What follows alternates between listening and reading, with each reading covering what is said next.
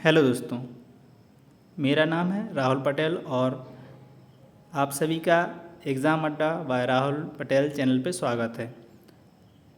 कल हमने एक वीडियो की थी जो कि आपकी ग्रुप डी में जो क्वेश्चन पूछे जाने हैं या पूछे जाते हैं या एएलपी में जो क्वेश्चन पूछे गए थे और रिपीट होके वो ही पूछे जाएंगे। तो इसके लिए हमने एक वीडियो की थी जो हमारी क्लास नंबर 1 थी और आज हम कर लेंगे ये क्लास नंबर आज की 2 रहेगी। इसकी जो प्लेलिस्ट है आपको चैनल पे मिल जाएगी, आप वहाँ से उन क्लासों को देख पाएंगे।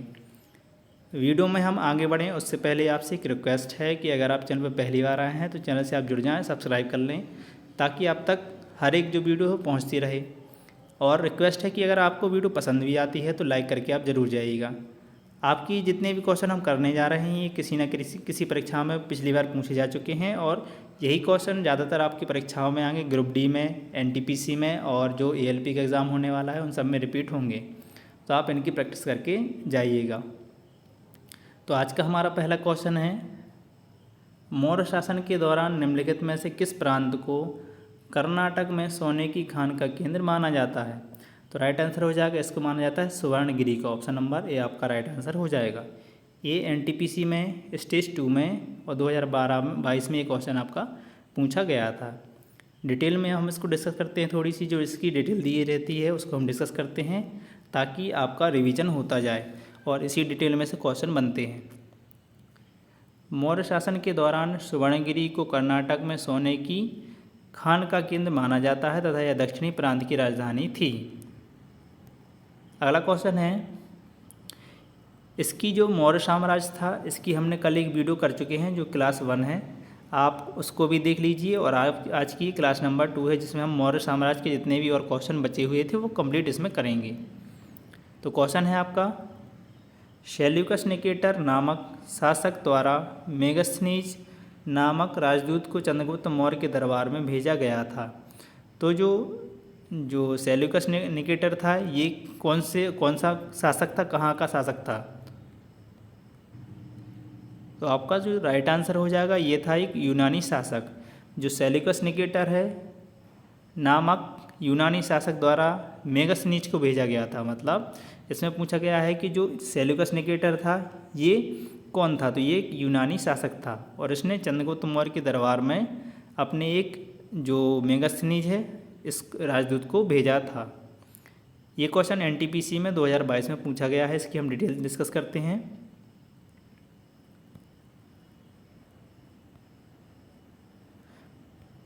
सेल्यूकस निकेटर सिकंदर का प्रमुख सेनापति था। जो सेल्यूकस निकेटर था ये सेनापति था सिकंदर का, और जो सेल्यूकस निकेटर है इसने ही अपने एक राजदूत को मेगस्थनीज को भारत में भेजा था।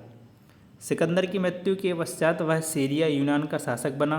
सिकंदर द्वारा विजित प्रदेशों को उसने पुनः अधिकार में लेने के उद्देश्य से उसने 305 ईस्वी पूर्व भारत पर आक्रमण किया, परंतु चंद्रगुप्त मौर्य ने उसे पराजित कर संधि कर ली, जिसके फलस्वरूप चंद्रगुप्त को सेल्यूकस से 4 प्रांत, जो आपके 4 प्रांत मिले थे वो मिले थे अराकोशिया, कांधार, पेरोपनिसडाई, काबुल, एरिया, हेरात, जेड्रोसिया, मकरान तट मिले तथा सेल्यूकस को चंद्रगुप्त ने 500 हाथी दिए। इसी संधि के फलस्वरूप सेल्यूकस निकेटर ने मेगस्थनीज नामक राजदूत को चंद्रगुप्त मौर्य के दरबार में भेजा था, जिसने इंडिका नामक पुस्तक की रचना की। इंडिका नाम आप ये याद रखें, पूछा जाता है कि इंडिया नामक पुस्तक थी, इसकी रचना किसने की? तो ये की थी मेगस्थनीज ने की थी। अगला क्वेश्चन है आपका, मौर्य शासक अशोक द्वारा निर्मित सारनाथ सिंह चतुर्मुख खाली स्थान से बना हुआ है या बना है? तो राइट आंसर हो जाएगा ये बना है आपका बलुआ पत्थर से। ऑप्शन नंबर 20 का राइट आंसर हो जाएगा। डिटेल में हम इसको जानते हैं। अशोक द्वारा निर्मित सारनाथ सिंह चतुर्भुज धर्मचक्र प्रवर्तन की घटना का स्मारक है, जिसकी स्थापना धर्म संघ की अक्षुण्णता बनाए रखने के लिए हुई थी।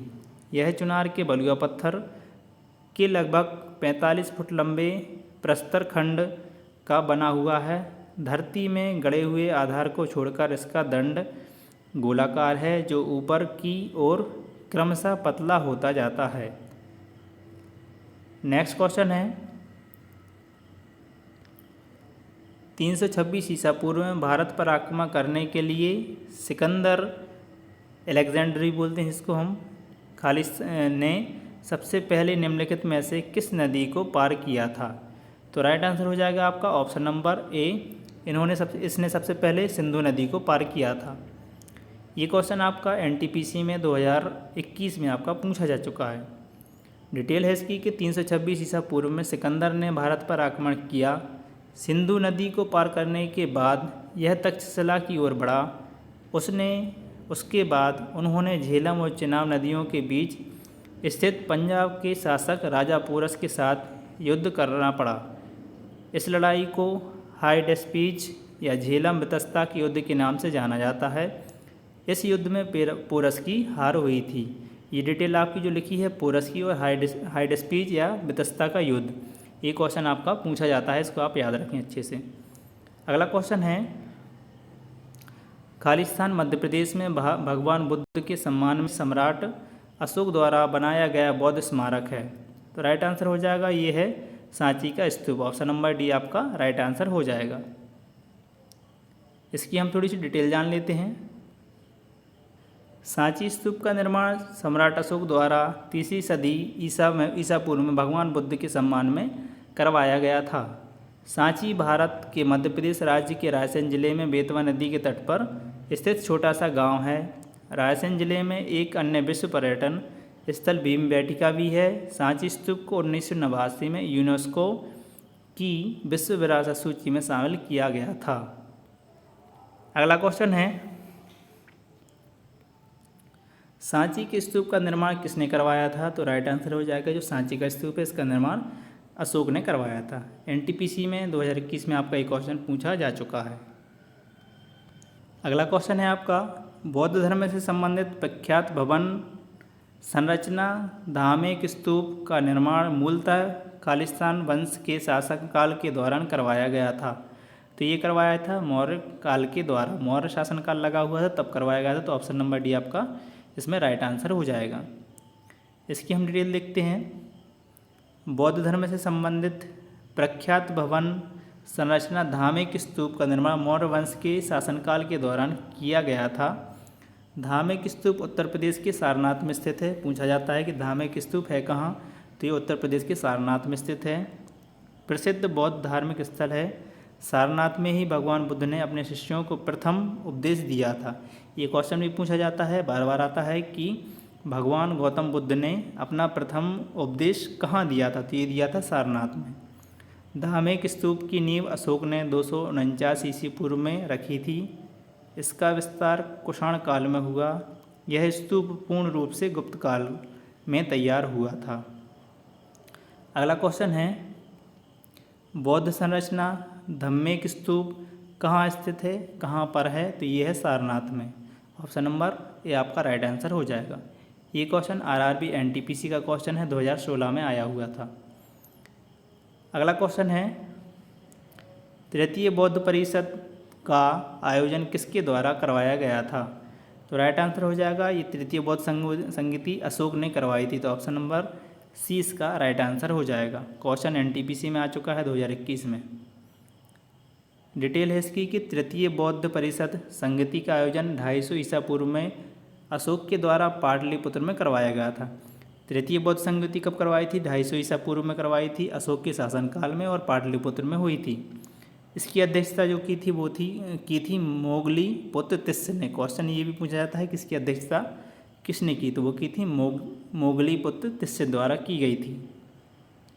इसका उद्देश्य संघ वेद के विरुद्ध कठोर नियमों का प्रतिपादन करके बौद्ध धर्म को स्थापित करना था। इसमें धर्म ग्रंथों को अंतिम रूप से संपादित किया गया एवं तीसरे पिटक अभिधम्म पिटक को जोड़ा गया। क्वेश्चन पूछा जाता है कि कौन सी संगति में अभिधम्म पिटक को जोड़ा गया था? तो ये बोर्ड जोड़ा गया था जो 250 ईसा पूर्व में तृतीय बौद्ध संगति हुई थी, इसमें जोड़ा गया था। ज्ञातव्य है कि प्रथम बौद्ध संगति में बौद्ध के उपदेशों को दो पिटकों विनय पिटकों एवं सुत्त पिटक में 2 पिटकों में विनय पिटकों और सुत्त पिटकों में संकलित किया गया था। अगला क्वेश्चन है, चंद्रगुप्त मौर्य मौर्य वंश के संस्थापक थे। भारतीय इतिहास में उनके शासनकाल के बारे में निम्नलिखित में से कौन सा कथन गलत है? तो इसका राइट आंसर आपका हो जाएगा, वो होगा option number B. Option number B है आपका कि बैरम खां उनका सबसे अच्छा सहयोगी, संरक्षक और मार्गदर्शक था। ये बिल्कुल गलत है।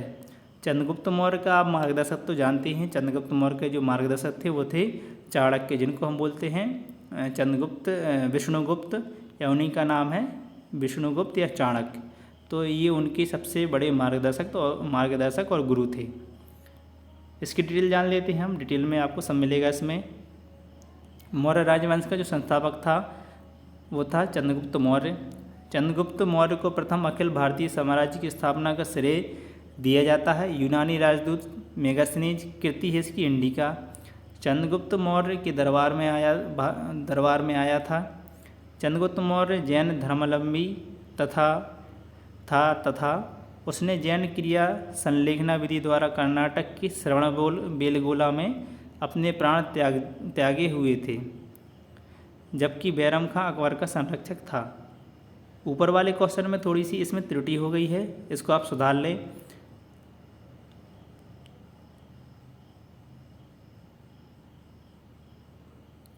ठीक है, कोई सही है, कोई त्रुटि नहीं हुई, सही है इसमें। ये आपका जो ऑप्शन नंबर बी है ये बिल्कुल सही था। अगला क्वेश्चन है आपका अशोक तर्कसिद्ध रूप से प्रारंभिक भारत के सबसे प्रसिद्ध शासक थे जिसने कलिंग पर विजय प्राप्त की। खालिस्तान के ये पोते थे। तो अभी हमने बताया था ये चंद्रगुप्त मौर्य के पोते थे। ऑप्शन नंबर 20 का राइट आंसर हो जाएगा। ये क्वेश्चन भी आपका NTPC में पूछा गया था 2021 में। कलिंग का प्रख्यात युद्ध सम्राट अशोक और कलिंग के राजा के बीच 261 ईसा पूर्व में लड़ा गया। सम्राट अशोक मौर्य वंश के शासक बिंदुसार के पुत्र तथा चंद्रगुप्त मौर्य के पोते थे।